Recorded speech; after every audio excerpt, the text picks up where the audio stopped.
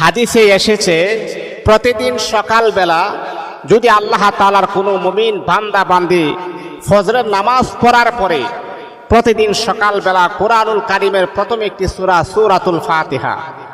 সূরাতুল ফাতিহা যখন আপনি 7 বার পরে পানির মাঝে যখন আপনি দম করবেন, এই পানিটা যখন আপনি পান করবেন, আল্লাহ পাক রব্বুল আলামিন আপনার ভিতরে যত রকমের সমস্যা রয়েছে বা যত রকমের রোগাক্রান্ত রয়েছে,